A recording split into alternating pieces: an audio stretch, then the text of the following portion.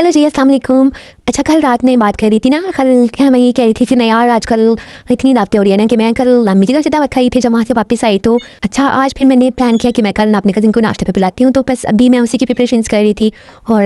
मैंने इंट्रोड्यूस की अपना सबसे प्यारा जो वाला मुझे बहुत अच्छा लगता है क्रॉकरी का सेट। तो मेरी शादी में ना ये मुझे मम्मा ने दिया था और इसके साथ ये मुझे बहुत से कलर भी बहुत अच्छा लगता है और ये मुझे बहुत प्यारा लगता है। मैंने ये सब चीज़ें ओपन की, मुझे समझ नहीं आ रही थी कि मैं कैसे सेटिंग करूँ ना, किस तरह से टेबल को सेट करूँ, कैसे मतलब मैंने डिफरेंट आइडियाज़ भी सर्च किए कि मुझे किस तरह से डेकोरेशन करनी चाहिए। लेकिन फिर ये था कि मैंने साथ ही मामू को भी बुलाया हुआ था और एक दो कजन्स को भी बुलाया हुआ था नाश्ते पे, लेकिन ना मुझे ये भी कंफर्म नहीं था कि पता नहीं कौन कौन आता है। फिर मैंने तो जाता था अब्बू को भी बुलाती हूँ साथ में ना, फिर लेकिन अब्बू को ये था कि अब्बू भी रात में दावत वगैरह खा गया हुए, तो मुझे पता था कि उन्हें आराम से उठना है, रेस्ट करना है। खैर नाश्ते का टाइम मैंने 11 बजे रखा हुआ था कि मुझे पता है सभी लोग वीकेंड पे आराम से उठते हैं, लेकिन जो स्पेशली जो बाहर से आए होते हैं, दूसरे मुल्क से जो आई होती है ना, वो उनकी तो सुबह होती है कि 12 के बाद ही होती है। तो खैर मैंने 11 बजे का टाइम रखा था और सबसे स्पेशल मैंने घर में खुद सेट किया था और believe me it turned out so good. बहुत मज़े का दही बना था, लाइक एग वगैरह खुद बॉयल करनी थी, टोस्ट रेडी करनी थी, चाय बनानी थी, बाकी जो ट्रेडिशनल आइटम्स होती हैं वो मैंने ऑर्डर कर लिए थे, वो बाहर से मेरे हस्बैंड लेकर आए थे।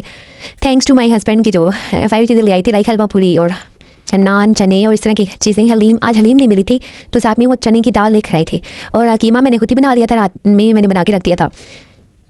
तो ये चीज़ें थी और हमेशा मुझे याद है कि ये छोटी छोटी मूवमेंट समटाइम ऐसे भी होता है कि अगर आप प्री प्लान नहीं भी करते ना तो सडनली भी सब चीज़ें इतनी अच्छी हो जाती हैं, गैदरिंग होती है और सब इंजॉय करते हैं तो वो चीज़ें बहुत अच्छी होती हैं। लेकिन मेरा होता है कि मैं प्लान करके करूँ, लेकिन अगर ना भी हो तो मुझे खुशी होती है। और लिटरली अभी मैं ना सोच रही थी, अपने मामू का याद कर रही थी कि मेरे मामू के इसी तरह से मामू सऊदीया में होते थे और जो पाकिस्तान आए हुए थे, तो उनका लास्ट डे था, उन्होंने सुबह चले जाना था। तो मैंने कहा था मामू आपने मेरे पास डिनर भी नहीं किया, तो बस आपने एक टी पार्टी पर मेरे पास करनी है, क्योंकि मैं छोटी थी तो वो मेरे पास मतलब डिनर वगैरह मुझे मना करते थे कि नहीं तुम नहीं करो इस तरह, मतलब क्योंकि मैंने कहा नहीं आपने टी पार्टी मेरे पास करनी है। तो जब वो चाय पिया ना तो मेरा दिल चाह रहा था मैं हर चीज़ चाय साथ में रख दूँ। हम इतना खुश हुए थे और मतलब अभी भी मेरी आंखों में आंसू आ रहे हैं बात करते हुए भी कि देखिए हमें ज़िंदगी का बिल्कुल भी पता नहीं होता। मैं ये वीडियो रिकॉर्ड कर रही हूँ ना भाई सवर, तो मुझे गले में आंसू अटक जाते हैं कि मुझसे बात ही नहीं हो पा रही है। तो मतलब हमें ज़िंदगी का कुछ भी पता नहीं होता कि किस लम्हे कौन चला जाए, इसलिए हमेशा छोटी छोटी मोमेंट्स जो होते हैं ना उसमें इंजॉय करना चाहिए, सबको दिल से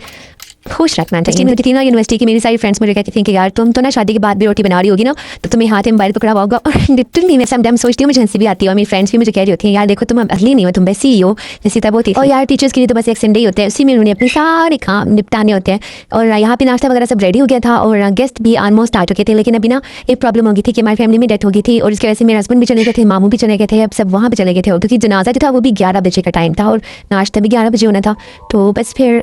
देखिए ना, ज़िंदगी का कुछ पता नहीं होता किस पल में क्या हो जाए।